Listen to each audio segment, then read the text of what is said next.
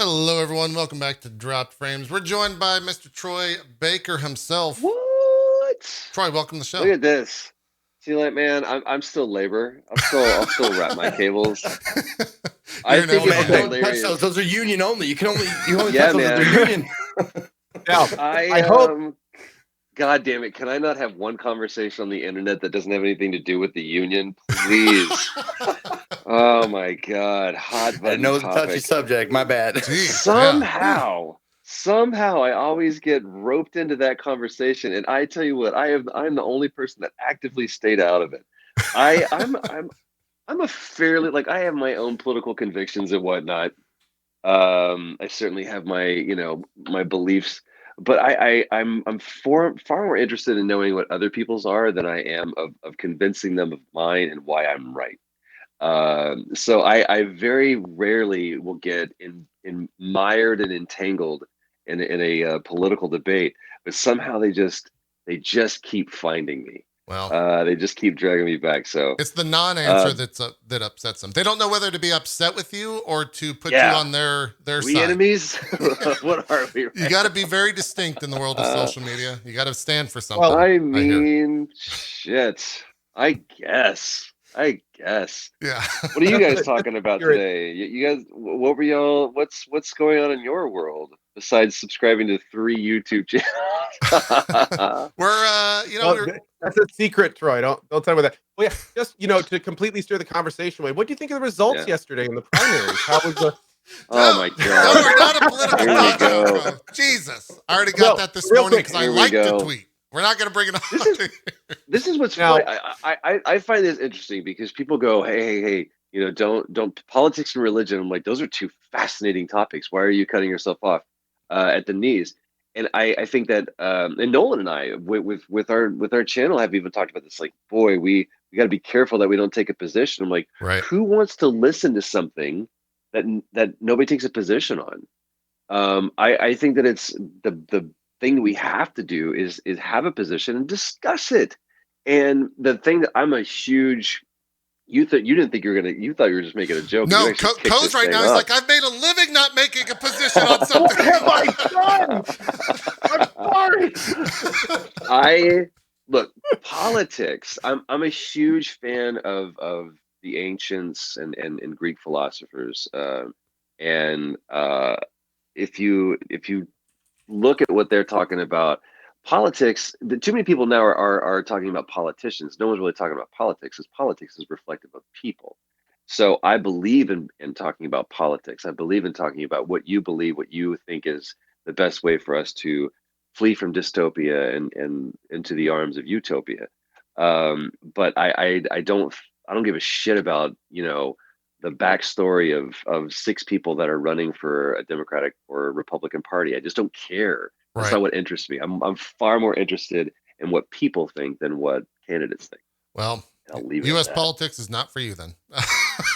It is not, but it's the most. It's a fun show to watch right now. It really is. Super fun show to watch. Yeah, we're watching different seasons of shows get canceled. It's like Mike Bloomberg is canceled. He's out. What will happen to Elizabeth Warren? It's this weird, and that's why I love games, because the stakes are lower and it's far prettier, and it's far more engaging. Anyway, what's on your mind, dude? Amen, dude. Okay.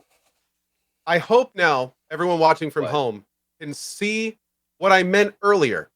Now, the interesting thing, Troy, is every so often when we have like a larger guest, I actually take some time to do some research.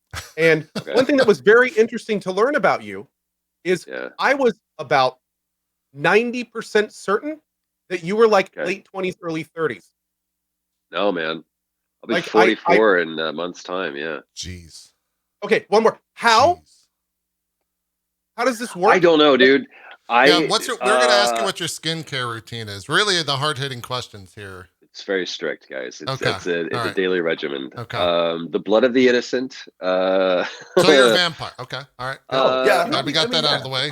We wanted to skirt around it, but that's an archaic term. If you want to use it, sure. But what is the label thing? I don't know, man. I what stuff that I did on my phone to kind of fight against or de-aging. I should have been far more aged. But I think the main thing is that I'm pretty youthful. Like the things that I'm into, I still love my comics, my video games, and my cartoons. And the beauty is now I've got an almost 2-year-old son, and so I have amazing excuses to do all three of those things. He's at the point now where like I got in trouble because I put him in front of just a demo of Beat Saber, and to do that to an almost 2-year-old was kind of bad because they're just like lights in my face. So I do have to be cautious about like right now he consumes one of three things. It's either on TV, it's either Baby Einstein, trash trucks, or dog videos. So I feel like I'm doing a great job of parenting. But I don't know, man. I stay youthful. I throw all of my energy into my passions, which is either going to be the career that I've been able to foster, the music that I still love, creating content, or my family, which is number one for me. So I don't know. Fuck it. The What's lights working are out? off, guys. This is a completely different thing. Yeah. It's a different thing. Yeah, 44 in a month. Crazy. Well, April Do you 1st. have something like you brought up all that stuff? Do you have something that you're super into, like outside of that maybe people don't know about, like stamp collecting or little painting little models or something like that? I mean, music is still kind of like that's my first love, I guess you could say. It was the first thing that I was passionate about, that I pursued. Um, and so that still kind of remains something like I'm looking at. I've got a collection of guitars and my piano and stuff in my studio, which is hilarious, by the way, that I have literally a studio here with a shit ton of gear, and I'm on my phone right now because I couldn't make the computer work. well, um, you do what you can. but You know? that's yeah, I play to my strengths. Yeah. But yeah, for some reason, I guess my biggest nerd right now. I always ask people like, "What's your nerd?" Like, "Oh, dude, I'm into magic," or I'm into and not like I'm pulling a rabbit out of a hat, but like Magic the Gathering, or I'm super into D&D, or I love reading Lovecraft, whatever. Philosophy is my thing. Like I'm doing this super nerdy thing right now of going back and forth between Alan Watts' way of Zen, and then juxtaposing that with Epictetus. So it's like this conversation that's happening, over the span of like 2,000 years. One is an Eastern, influence, and the other is Western influence. And it's just funny how both sides are trying to solve the same questions, or answer the same questions and solve the same problems. So that's my biggest nerd right now is philosophy. And I'll go hard on some philosophy right now. Is that something And that tattoos. I got a lot of tattoos. Oh, sure. Yeah, yeah. I was going to ask it as content creators. I think that we've always engrossed ourselves in our work, and it's very easy to, when you do something that is fun and you enjoy it, you fully put yourself into it.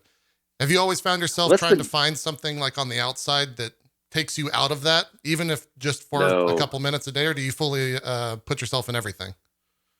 Always. I don't know how to half-ass it. There's no quarter measure of anything with me. Everything is and sometimes to a fault. Like I've thrown myself headlong into enterprises that I should not have. But even in those, what some people would consider failures, it's taught me something, and I've been able to gain something from it. So my failures have taught me far more than my successes. But no, my entire life has been all about trying to find a way to make my recreation my vocation, and how can I monetize my passions? How can I do what I love to do, and somebody is willing to give me money for it, or somehow it generates money for it, which is super funny, by the way, with retro replay, because that's like I'm most passionate about helping people create their dreams. I love being able to encourage people or facilitate people to be able to accomplish whatever they want to do. If somebody wants to make a video game, if they want to make an album, if they want to write, in any way tell a story, I want to help them do that. And so that's kind of what retro replay was built to do. It's here's Nolan and I, along with our producing partners, PJ and Drew, um, creating a platform that says, okay, this is outside of what people have known us for. We're building something that's ours. We own it. We're not an employee under the auspices of anybody else. We don't work for Sony. We don't work for Microsoft. We don't work for anybody else. This is just us building our own thing. And we make no money at it. Welcome to but streaming. right? It's that South Park episode is like, we want internet money. Theoretical dollars, we make a lot of money. But the cool thing is I shared this story. We do a members only stream once a month, at least once a month, sometimes more. And the people that participate and choose to participate on a higher level with us, we just try to give them just a little get down in the basement with us and let's just kind of talk as a family. Which is super hard to do sometimes.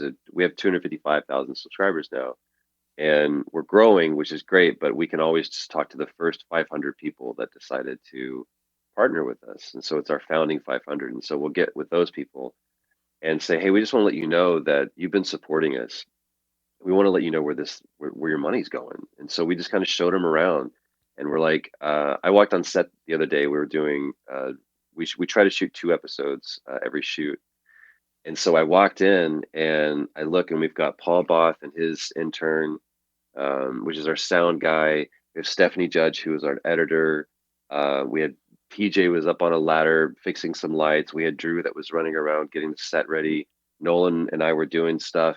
And then we had Tom, who's our intern. I looked, I was like, there's like 10 people here that's making this thing. And I wanted to cry. I was like, holy shit, we're actually doing something. And the cool thing is that we're able to pay Paul Both, our audio guy. And this is Stephanie Judge's job. Like her job is to come work on this show.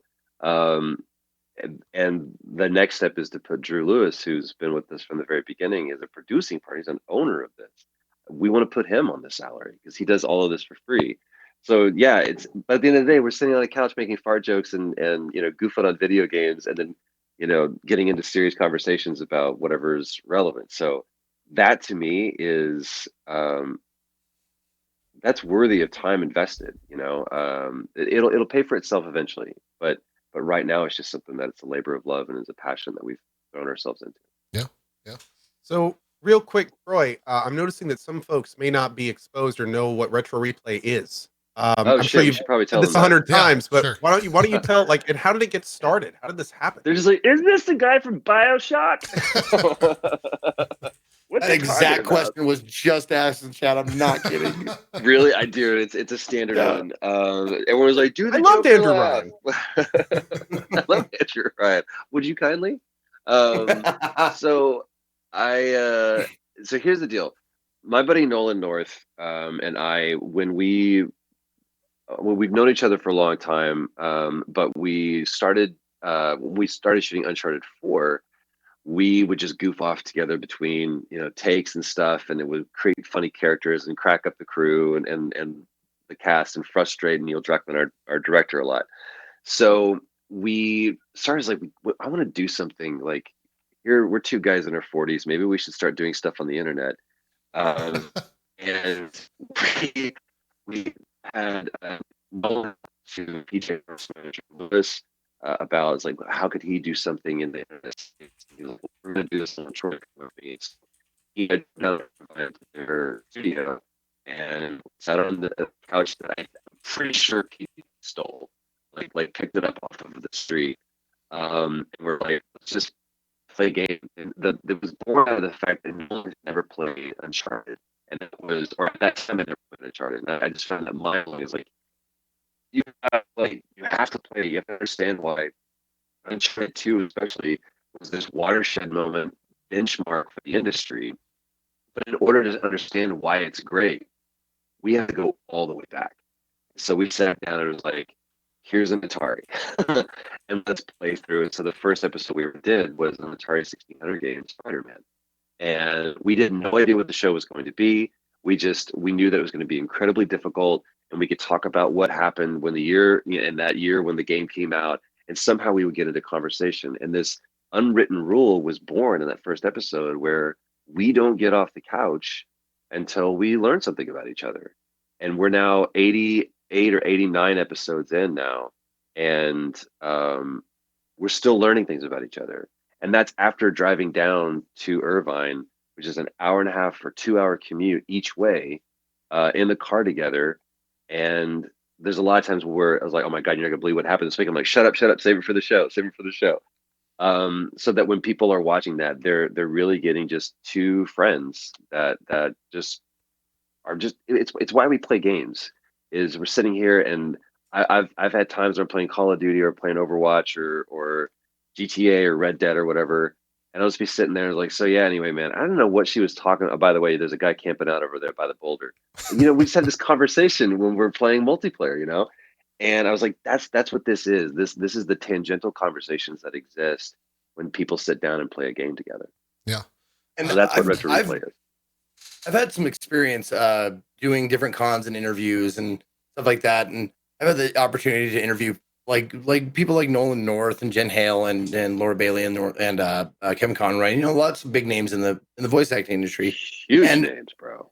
And you were my white whale. It was like I never got you. You were there, but the scheduling didn't match up. Someone else got you twice, and I'm like, fucking next time, I'm gonna get him, dude.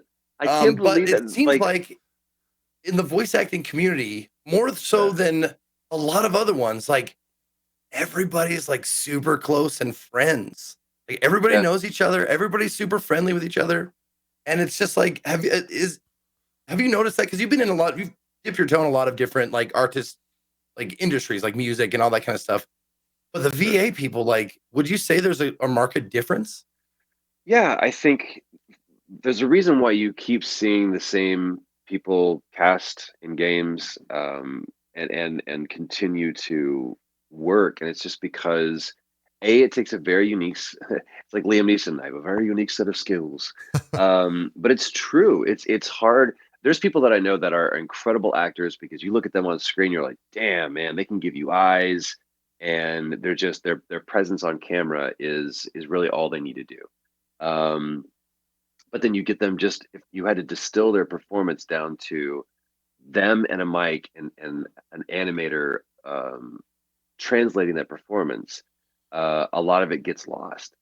So there's the same people that continue to work, and so we're all just kind of like, it's the way that the studio system used to be, where it's like, actors just kind of cycling around on the lot. Now I'm doing this movie for this director. Now I'm doing it for this studio, or whatever. And so you become friends, and a lot of those relationships are born out of waiting around in the waiting room for auditions and just cutting each other up.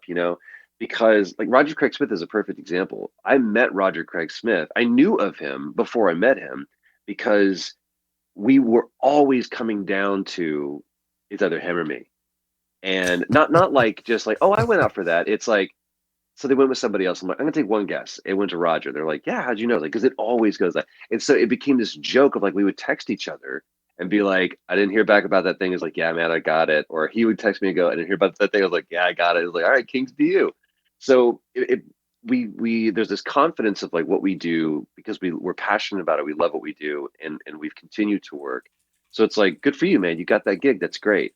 And you don't find that typically in the on-camera world. It's a very cutthroat, not as supportive, and there's not as much of a fraternity, vibe within the on-camera world, but there is within animation and games specifically. And it's just fun, man. It's a bit of it's a harder job, but it's an easier office, because we get to play pretend, and it's if I did go to do a game, I'm going to be on set for 8 hours as opposed to 12. Um, it's a pretty easy shoot day. It's very focused on the creative as opposed to the mechanics. I did a session yesterday, with some people. They're like, "Hey man, we're bringing it in because it's you, and we just really want you to have this space to be able to improv and make this character your own." That's a rare thing. Hmm. So and that's not because it's me necessarily. It's because that's what the medium will afford.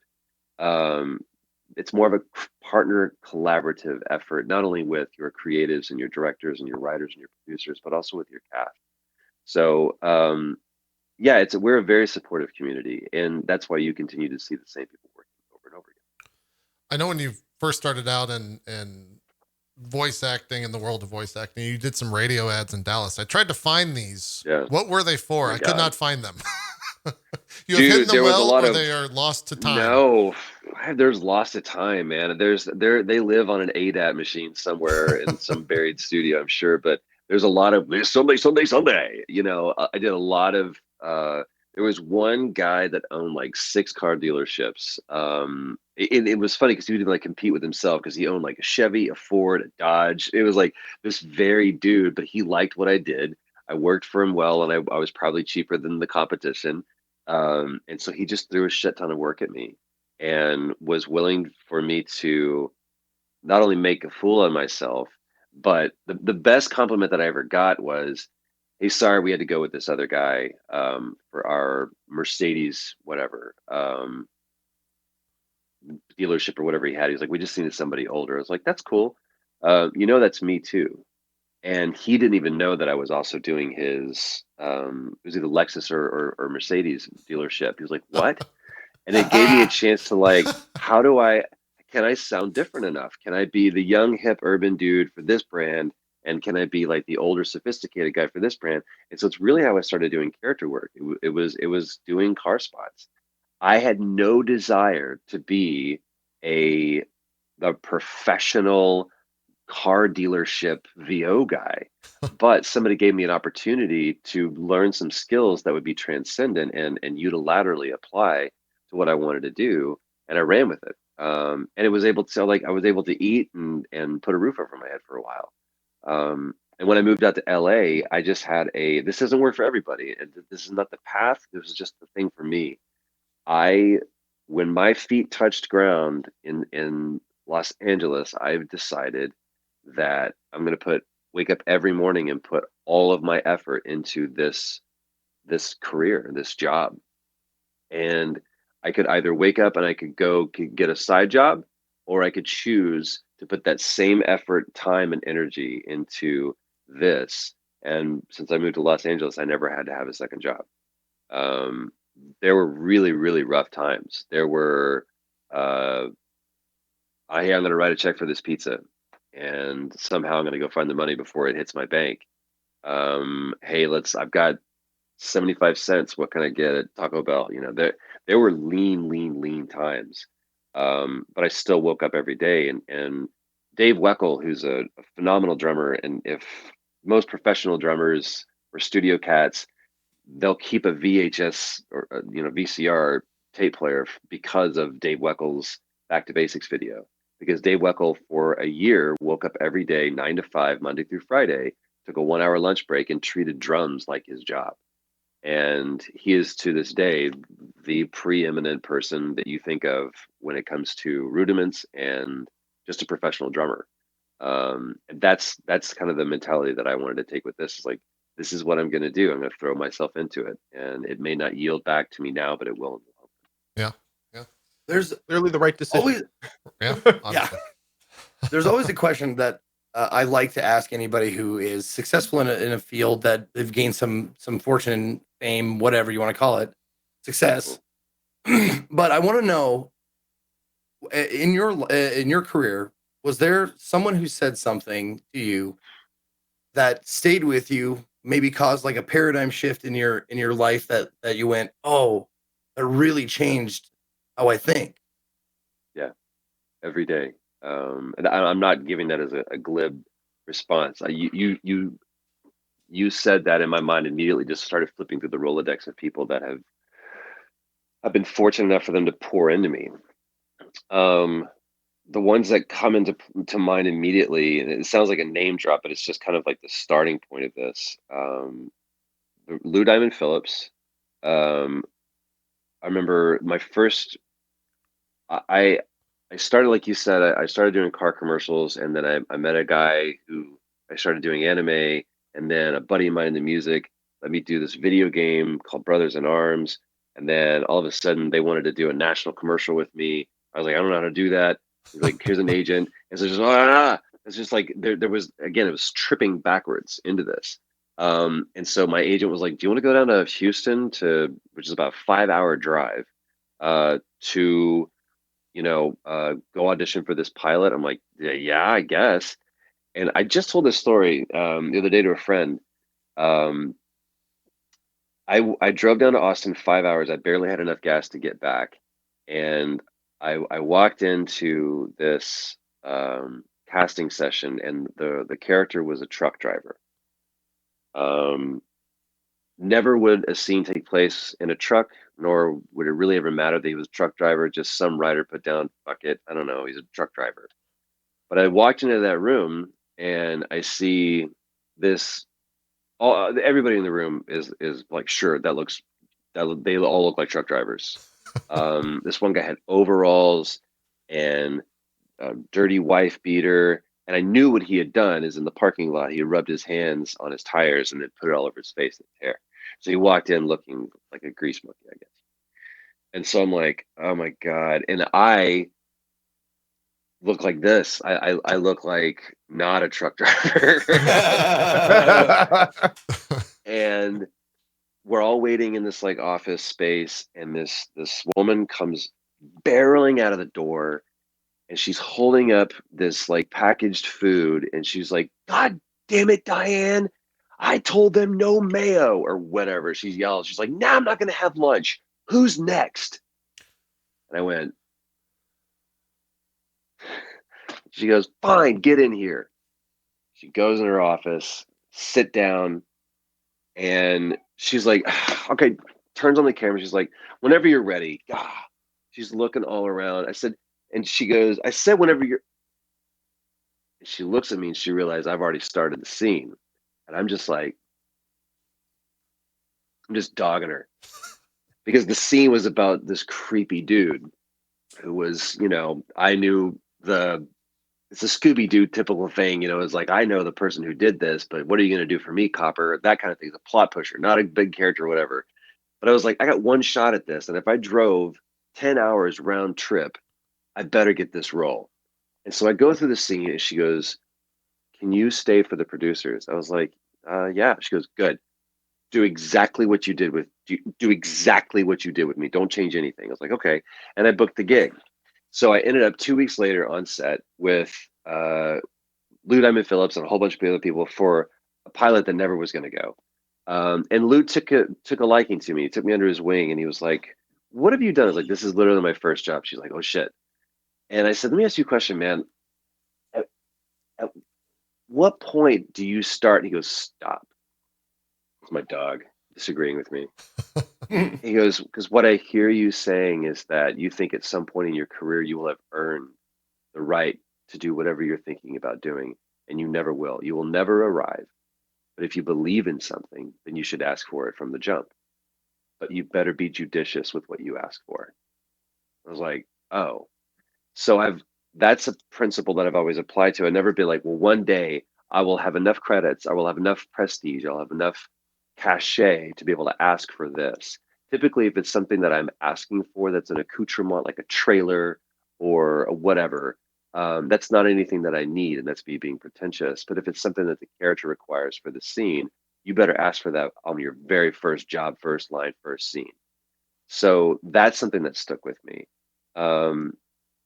Through that interaction with Lou, that was my first on-camera gig. Then I got to do a movie with Lou, totally unrelated, but he told the director, he found out that I was auditioning for this thing, and he goes, hire him. If you don't, you make a mistake. And so I walked into that audition with it being mine to lose. And through that, I met another guy named Glenn Morshower, who taught me all about the getting rid of the notion of an audition and going in to have a meeting and showing the producers what the character looks like. And they can disagree with you, but I carried those lessons, those tenements with me when I walked into the audition for The Last of Us. I walked into that room and I saw Joel sat in every chair in that waiting room. I was like, yeah, you could absolutely cast that guy as Joel. That's exactly what it looked like. But they don't know what I know about Joel. And I'm going to show them what I know about Joel. And whatever I knew, what secret I knew about Joel, just happened to fit best with what Neil and Bruce and everybody at Naughty Dog wanted to do. Hey, dude, can you want to come in here? Hi, monkey. My son is literally knocking on my door. He can come in Dude, here. can I All right, never mind. He's the can I just coolest kid say how ever. You guys cool would it love is him. that like Chavez like dropped some knowledge bombs on you, dude? Bro, Dude, That is fucking wow. awesome. I looked at him and was like, ayate, ayate. What does that mean? Yeah. Some Indians like, it means stop. Dude, and to hear stories from him, not only just that from Young Guns, which was my thing, but to For hear him sure. tell stories about, um, shooting on La Bamba, and his first, like his first audition and callback and finding out that he got La Bamba, and the times that he, I said, have you ever regretted turning down a role? He goes, twice, twice, and he knew exactly what question I was going to ask, and he had thought about that question before and probably been asked it before too. And I was like, what are they? He goes, it was always when I was arrogant. He said, one, I just come off of Stand and Deliver, and my cachet was really high, and I was like, yeah, man, I was be doing. I got this script. I was like, I'm not sure who the character is. I think this is not the right. It's too small of a movie for me. I need to do something bigger. And he turned down Midnight Cowboy or Drugstore Cowboy, um, which one went to Matt Dillon and was like a huge thing for him. He was like, shit. The other one was he was like, I get this script, and I had just done action movie. I can't remember what it was, but anyway, The Big Hit. And he said, I get this script, and it's like kind of a martial arts movie, but it's kind of like a sci-fi movie. And Oh I really shit. didn't get it, so I turned it on. And he turned on The Matrix. Matrix. God. Wow. What a oopsies. He was originally supposed to be Tank, Oh, nice. Okay. wow. Tank and Dozer, yeah. which All right. he was like, he goes, I didn't know they were going to do two other movies. I'm like, well, it didn't work out well for him. Huh. True. But which we can go. I will go off on The Matrix, but you asked me what my nerd is. I will go hard on The Matrix. When they released that picture of Keanu Reeves and Carrie Ann Moss, that picture of the motorcycle, I was breaking down everything. I was like, "There's so many spoilers in this picture that nobody even thinks about." I think Carrie Ann Moss is there. Why is she there? But to answer your question, yeah, man, there's been people in my life that are constantly reminding me to ever be the student, and to take those lessons with me. And so when everybody asks me, goes like, "Hey, how do I get started in this?" I'm like, I can't tell you how to do that. All I can do is tell you what I've learned, Mm. and share with you my mistakes, so that it's like my son. My son is going to make a lot of mistakes, and I want him to make mistakes. I just don't want him to make my mistakes, because if he makes my mistakes, that's me fucking up, because that's not me being a good dad. Because my job is to go, hey, just to let you know, don't go down there, I've already because that's done this. It was terrible. bad. I've already done that. Yeah. And you can go over here and make all the mistakes you want, but you don't need to make these mistakes, because I can tell you what's on the other end of that. You've already been Yeah, my kid is 3 years old, and I basically follow him around doing that. right. Pretty much. Oh yeah, got a You 1 need and to a do that. You need to 3-year-old, do that. and woo, yeah, woo, man, get a notebook. But it's the coolest thing ever, man. It's the coolest thing ever. Like, he is fascinating to me. And everyone was like, "What was the biggest thing that changed about you being a dad?" I was like, I mean, Game of Thrones and Breaking Bad are okay. Whereas before, they're like, you need to stop everything you're doing in your entire life and quit your job. You need to binge watch Breaking Bad or The Wire right now. I watched him understand what a color is. Oh yeah, I'm sure. Yeah. And that to me is like mind blowing when he goes, "Wait, this is my hand and I can touch things." I'm like, "Yeah, dude, that to me is the best show ever." Good way to put. Wow. That's a good way to put Couldn't it. have said it better. Yeah. Yeah. Yeah. Did any of you else have a question? Because I have tons of them. No, by all means. Go for it, continue. man. Oh please, I'm just having fun Okay. listening. Is there, because there's an old Hollywood, I don't know how old it is, but it's Okay. a thing that says everyone does Star Trek. Is there something like that in voice acting? I think that you could say that most people have done anime is a great way for people to cut their teeth. Everyone So does anime. I think that if you looked back, everyone is like, yeah, I was on Naruto. Everyone's got like that one credit where they did at least one, and one of the reasons why is because it's kind of like soap opera work. It doesn't pay well. It's incredibly hard. It's very demanding, and you could be cut out at any moment. It's a great thing if people can. First of all, I love anime. I grew up and it wasn't anime to me. These were just the shows that I watched. Robotech wasn't anime. It was just Mm. what I watched at 2:30 in the afternoon. And Minmay was like the hottest thing I'd ever seen. Um, but the skill that it takes to be able to learn how to ADR, which means it's automatic dialogue replacement. So the character's mouth is doing this, and that's a Japanese line that they're animated to, but we need to get an English line that will somehow fit within these amount of flaps. So we're going to give you 1, 2, 3 beeps, and where that fourth beep falls, you need to say this English line with that Japanese animation and make it look believable. That's easy It's a enough. very, very hard thing to do. And especially when you're like, but that joke doesn't make any sense in Western culture. It was 100% done for an Eastern audience. That therein lies the challenge. So you may disagree with the line, you may disagree with the character choice, but can you make your performance believable in that? So it's a great skill. If anybody ever has the opportunity to do, it's a great skill to learn because it's character work, and it's also just the technical. What can you do your performance within these constraints? Anybody can do it within this, but can you do it within this? Mm. Within a finite amount of flaps.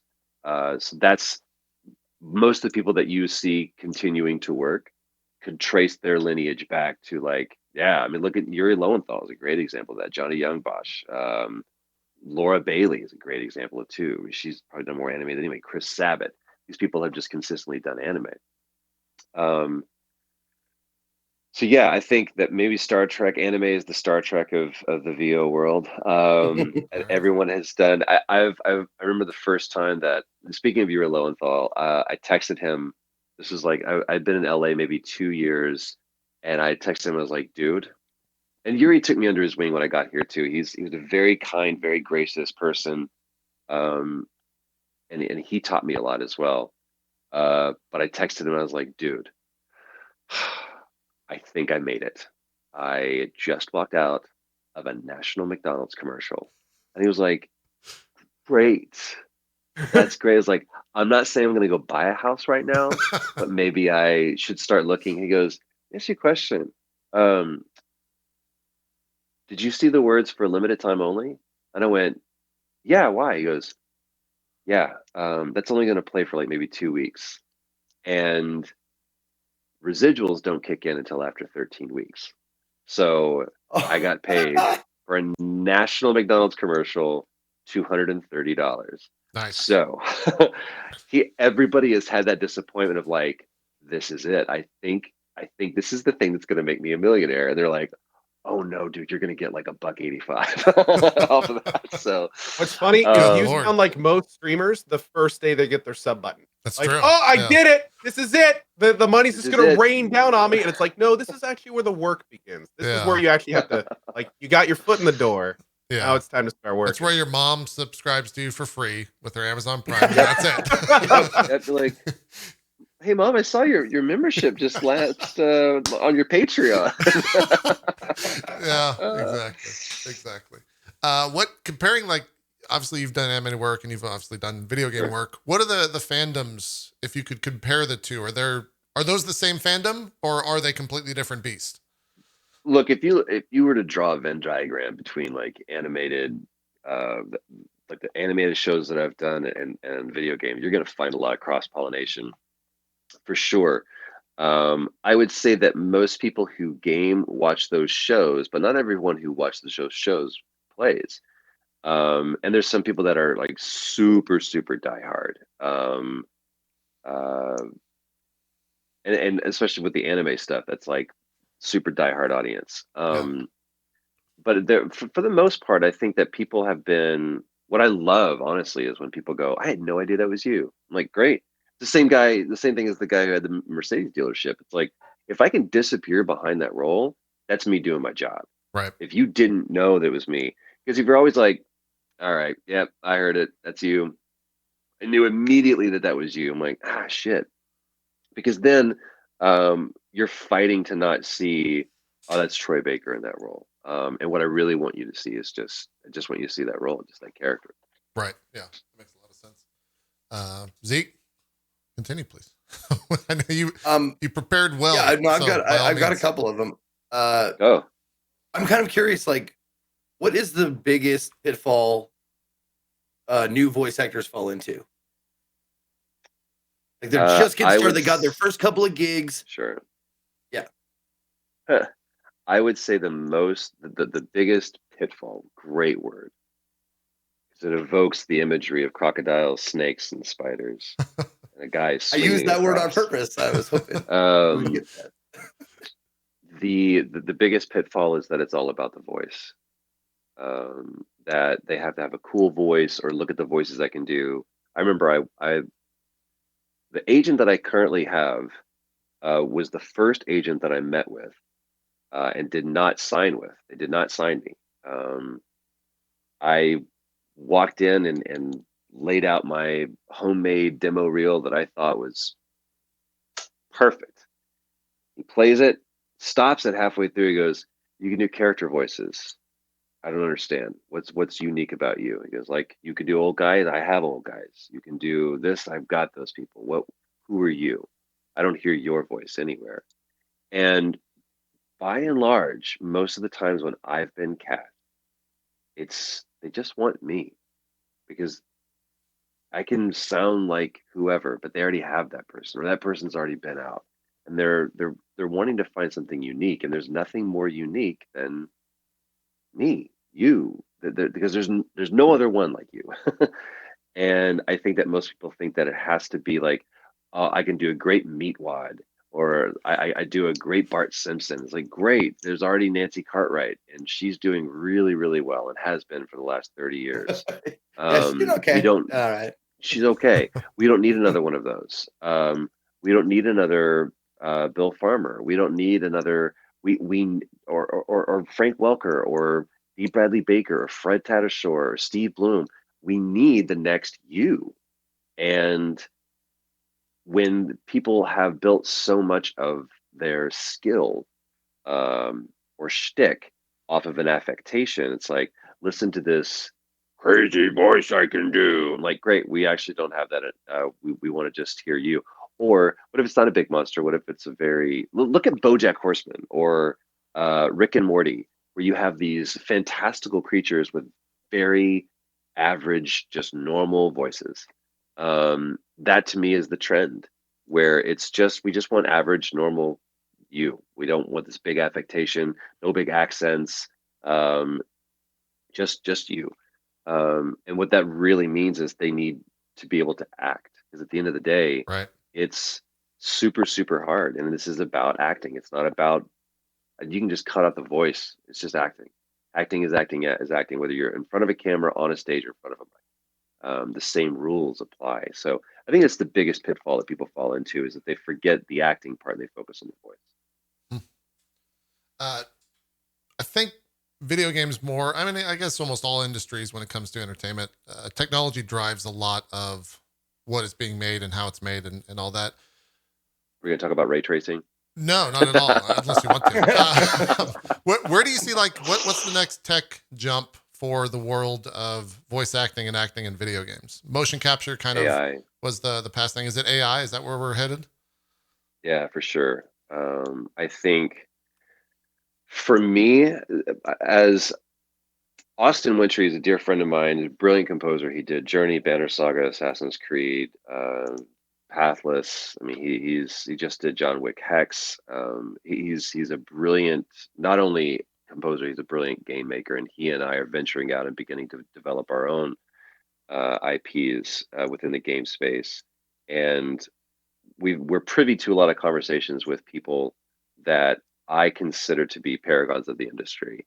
And if you really want to look to see who the people that will be steering where this industry goes are the Mike Bithels, the Rami Ismails, the Amy Hennigs, Ken Levines. Those are the people that are in a position right now to really change the tide of what this space looks like.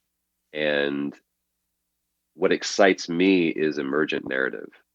Like, is it Is it truly or procedurally generated narrative? Is it truly possible for us to create a space? You look at Dreams. Dreams is kind of doing it. Yeah. I think there's a world that exists where you have Cyberpunk, you have Last of Us Part 2, you have all these amazing games come out, and Dreams takes Game of the Year. Because what it is able to do is give people a world in which to play, truly It's a play, and platform. create. Yeah. So it's a platform. It's not really even a game, right? Totally. So, but it's still a shippable disc, and that qualifies it. It's the same reason why The Irishman could be nominated for an Oscar, even though it's a Netflix show where they put it up on a screen. So it's going to change. It will do, if nothing else, it will change, pardon the pun, change the game.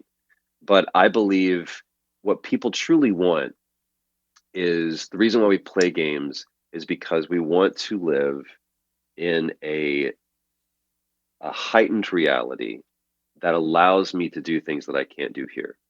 And I want to live out a story. I want to experience empathetically somebody else's struggle, somebody else's triumph. Um, Emerson said that all of history exists for the sake of a single man. And it's the reason why we can look at art or we can look at the pyramids and go, that's amazing, because we know that was made by a person. I'm a person. If they could do it, I could do it. So we empathetically have this connection to greatness via this thing. And I think that's why we like to play games. It's why we love to watch sports, because we get why YouTubers are so big. When PewDiePie gets a headshot, I feel like I got a headshot. Look at unboxing videos or wrapping, kids opening presents. There's this empathetic thing that we get that's almost one-to-one now, with this experience. And I think the games are the evolution of that. That this is where not only can I uh, view it, but I can actually participate in it. And if you listen to Ken Levine, like what Ken is working on is something that is like, how can I truly create AI that allows you to have a procedurally generated narrative, that the game responds to the story that you want to tell. And if he does it, then that's it, dude. It may be Skynet coming online, man, and Ken Levine could be the reason why we welcome our robot overlords. I don't know. Someone's got to stop him. But Troy, you got to stop him. I mean, I'm not saying that I'm John Connor, but it's to me that's what excites me and what fascinates me is that we could literally be, people are like, this could be, my son could be the first person that walks on Mars.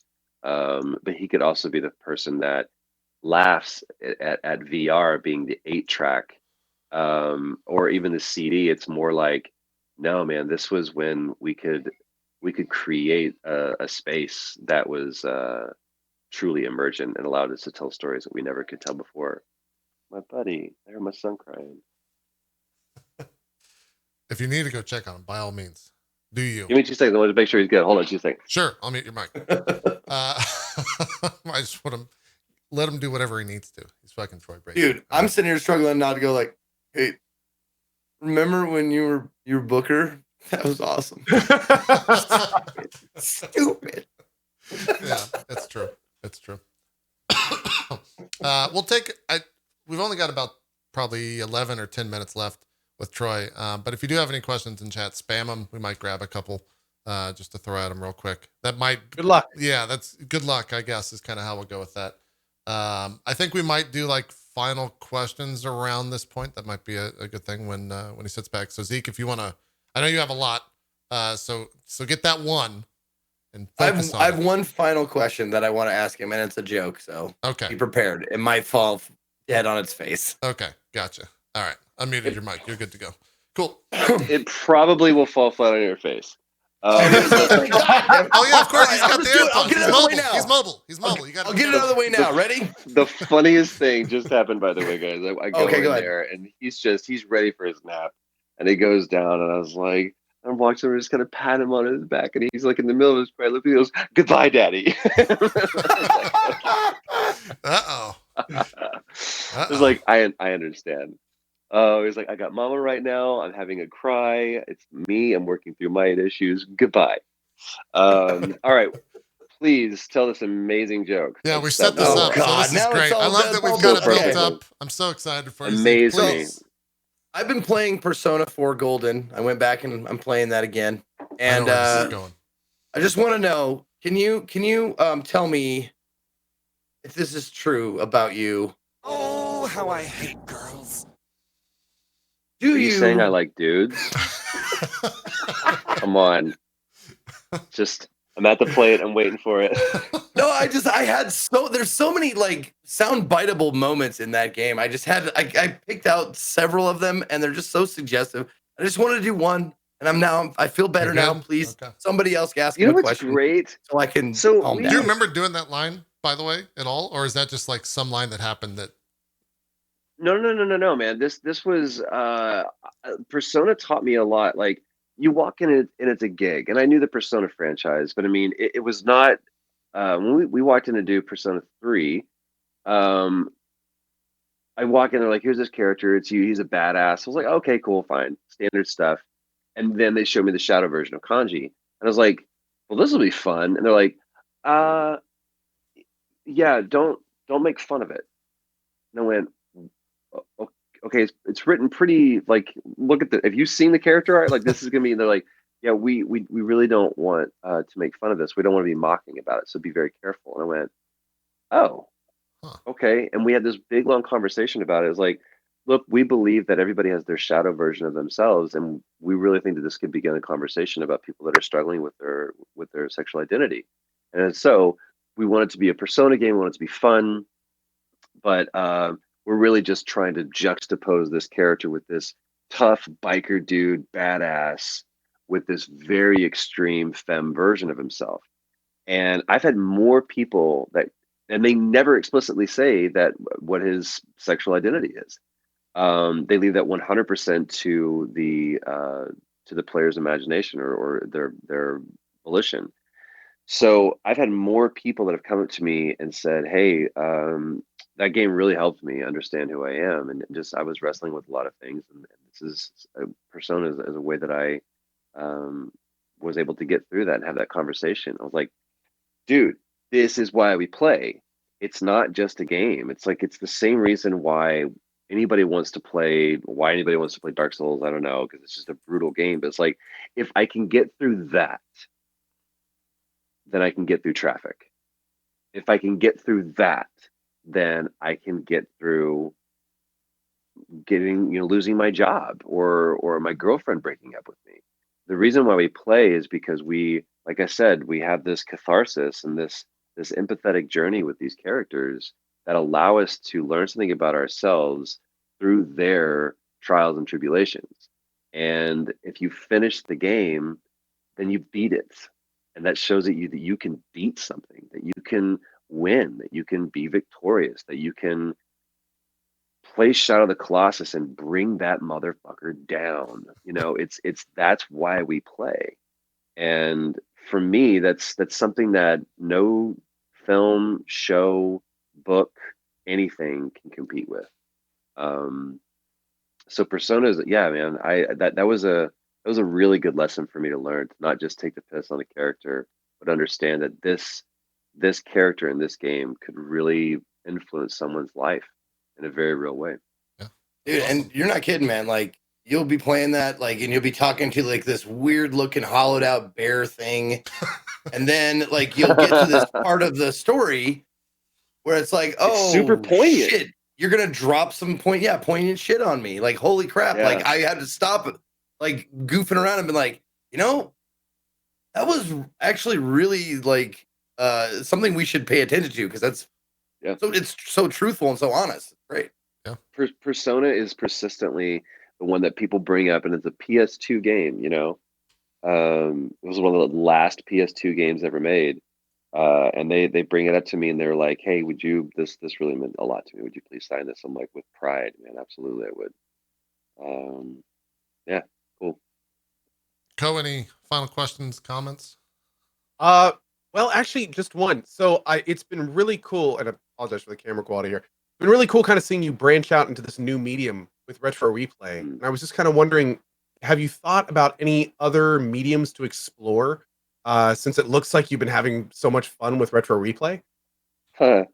Yeah, man. At the end of the day, all I want to do is whatever way I can tell my story, I want to tell it. So if that means I do it via YouTube, or I do it through music, or I do it through a game, my focus right now is really trying to find a way to tell a story within the game space. And Austin and I are working real hard we've got great ideas, and it's just now about, okay, which one do we want to put all of our energy towards and really sell that? So um, I've been fortunate to be an actor in a lot of incredible games. I've been able to dip my toe into directing, and I really like moving in that direction. So there's more opportunities that I have coming up to direct, which is incredibly fascinating and challenging and exciting.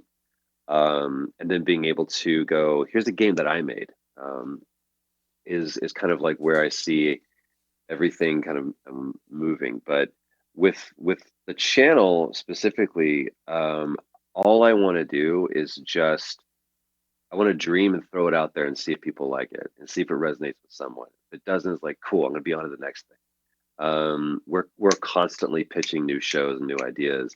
The goal is to have, I look at what Greg Miller and the Kind of Funny guys have done, and I just have such a tremendous amount of respect for all of them, because they stepped out in faith, and they can do whatever they want to do, and it's, to me, is incredibly admirable.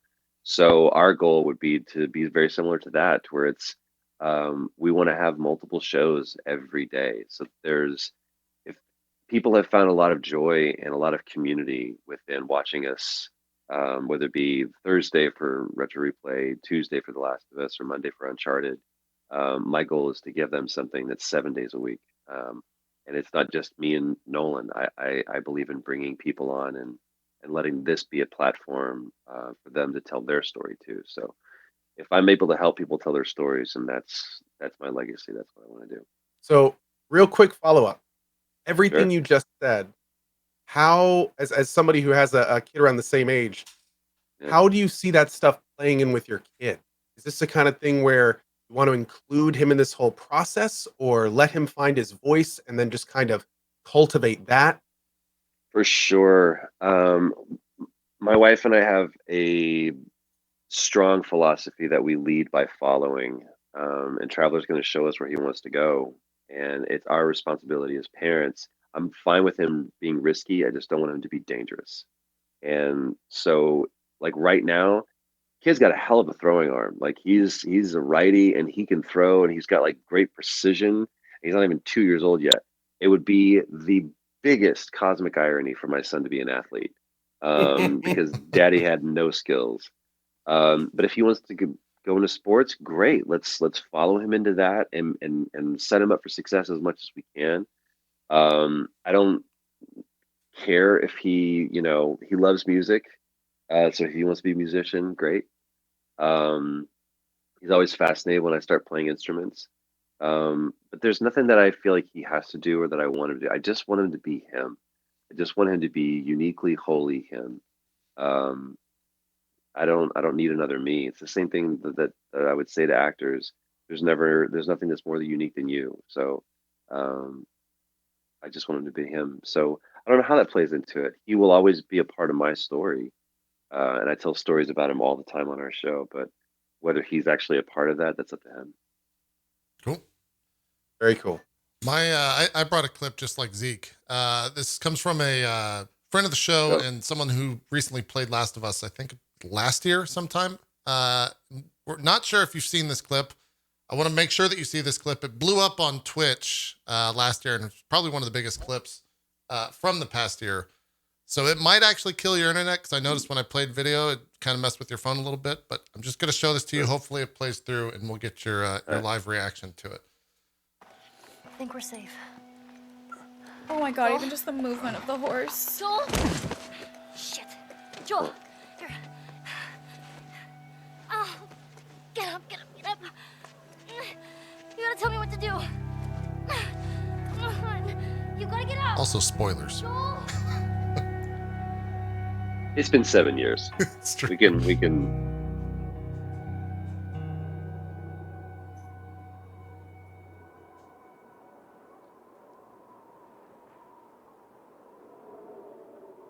How far did you go to the rabbit?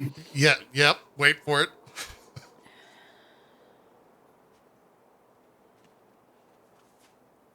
That's the cutest fucking thing I've ever seen in my entire life.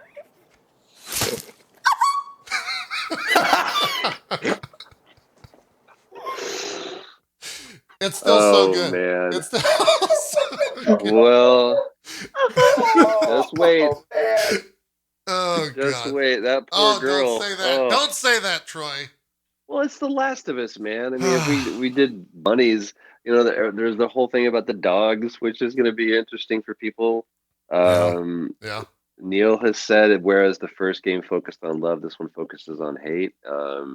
It's gonna be a hard story for people. But you were setting up that clip to ask me a question, I'm sure. Well, I wanted to see your reaction to it because I know that it blew up on Twitch, and I wasn't sure if kind of. I guess the question is, do you watch other people play games that you're in? Is that something that you go back and do, or do you try to stay? Is it type of thing where a lot of broadcasters are not able to watch their VODs because they're just not able to watch their own content? Is that something you can't do? I love it, man. I look, it's the same thing. I always equate everything to music, and it's the same thing that I love. I made an album that I wanted to listen to. I go back and I still laugh at our episodes. I play almost every game I've ever been in. I've played. I can't think of one off the top of my head that I haven't. I love to play. All I want to do is make a game that I want to play, and not be frustrated with. And that doesn't mean my performance. That just means I look at games and go, this is the part of the game where I get frustrated as a gamer, and so I want to make sure that this isn't like there's no ludonarrative dissonance, right? Where my character is doing something that the game is clearly an opposition of. So I love participating in things that I've been a part of creating. That's the best part about making games is that I'm going to do this and I'm going to get to see what it looks like at the end of it and I freak out. I love watching people's reactions to specifically The Last of Us because it just constantly reaffirms that we did something that was truly unique, wholly unique. So I think that that scene specifically, the most impactful and powerful thing about that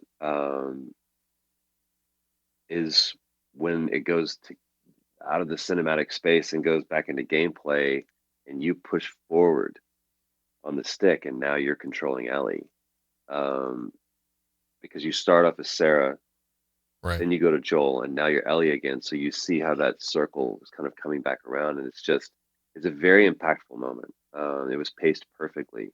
And that to me is nothing that, again, how do you convey that feeling by watching somebody do it? It's something that you have to feel. There's a haptic response that the player gets to experience. It's Neil and Bruce they designed that game and execute that game with excellence and a masterful craft. It's something that's never been paralleled, and we'll see if people like the second one. I don't know. I think it might do well. I don't. I think it's gonna be polarizing. I think there's some people that are gonna love it and people are gonna hate it. But to be honest with you, that's the same thing we thought about the first. And that was something that I asked Neil, like, are you afraid that people aren't gonna like the ending? And this is right during the Mass Effect debacle. Oh God. And he said, yeah. I don't care if people like it or hate it. I don't care if people love it or hate it. I just don't want them to be ambivalent. And that's how he does everything. Again, there's no half measure. There's like me, it's all out. Yeah, it's a good way to. I think they may be onto something with this whole Last of Us thing. We'll have to maybe might go. We'll see. I'll use that to promote. I've been watching you and Nolan play through it. I guess it's done now with your Last of Us playthrough on Retro Replay, and it's been a lot of fun watching Nolan respond because obviously you know what's coming. So anytime something big happens, you kind of just sit back. Yeah, man. And Nolan just reacts. Honestly, great. man, it's a lot of fun to watch. Thank you, and it was a beautiful way to wrap it up with Neil and Ashley. If people haven't watched it yet, I really encourage them to, if nothing else, just watch that last bit because there's stories that Neil tells that he's never told before. Um, I learned that was my fourth playthrough, and I continue to learn stuff about my fellow castmates, people that also made the game, as I play through it. So that was something that I'd never done before, was being able to um, hear Jeffrey Pierce's thoughts while watching those scenes, or Merle Dandridge, or Ashley Scott, or Brandon Scott. I hadn't seen since almost we had shot that, or we had shot Uncharted. Yeah. So those are it's something that I'm constantly learning from. It's constantly teaching me. So if you haven't watched it, please do watch it. It's incredible. It is. Yeah, I can speak for that. Are you going to make, or I guess not make, but are you and Nolan going to journey into the world of Death Stranding together? Is that something that's on the docket, or? I would love to. I'm down to get into it. It's weird because we kind of set up this thing of like, well, we bring in the cast, and I don't know if Norman's going to be able to come in. Oh yeah, just call your friend or Mads we and get Norman and Mads Mikkelsen and see. But I think it would be fun for us to go through it and just see how Nolan feels with the world's biggest walking simulator, right, and see how frustrated he gets. But my buddy Sean McLaughlin, Jacksepticeye, texted me. He was like, about 40 hours into the game, it really started clicking for me. I'm like, bro, that's an investment. yeah. So if we have 100 hours to kick around, and we need to do another 100 episodes of a show, then maybe we'll get into Death Stranding. We'll see what happens. All right, cool. Well, that's Now- we kept you a little bit late. Zeke, final comment. All question? good. Yeah, just one thing. I actually got Jen Hale to say I'm her favorite streamer on the Citadel. I interviewed her. It was very cool. And I was going to interview you one day, and then schedules got switched around, so I didn't get to do it. I wonder if you could do me a quick favor.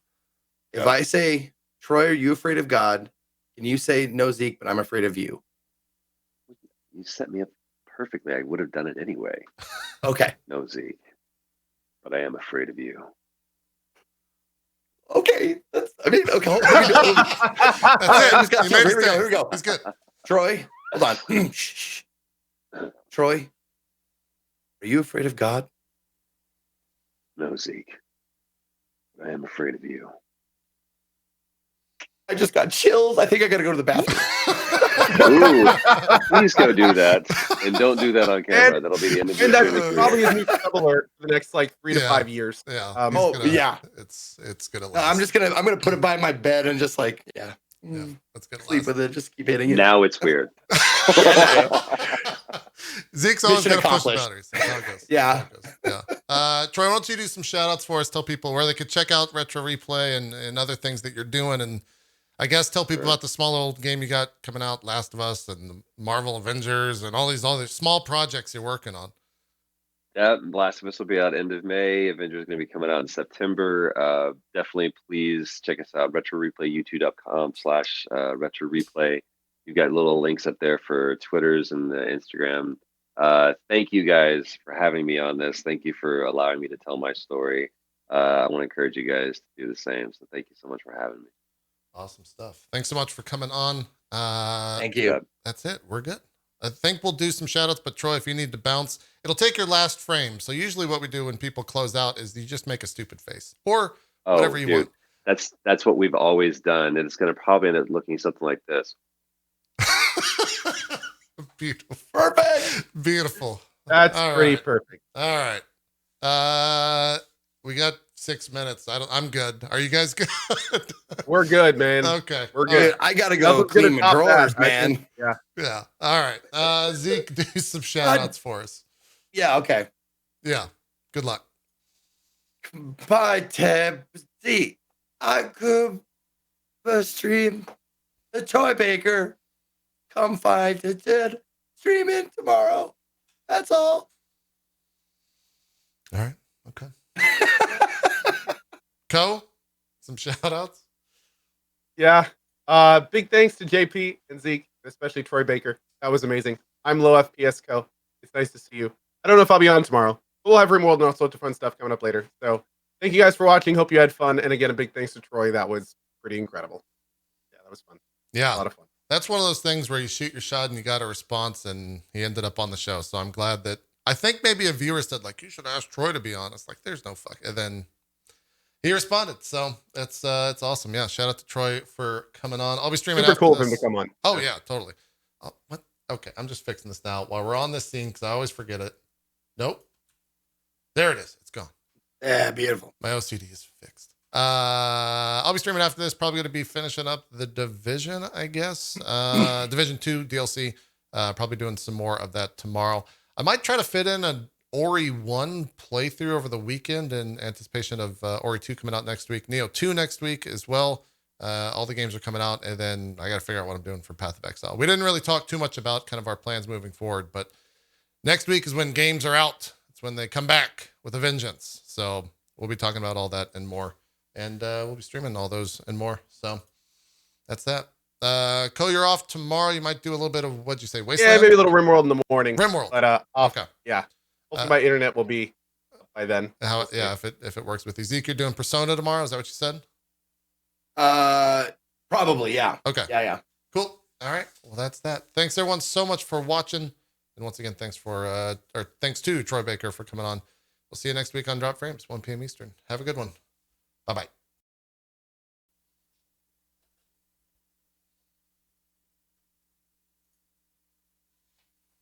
That was weird.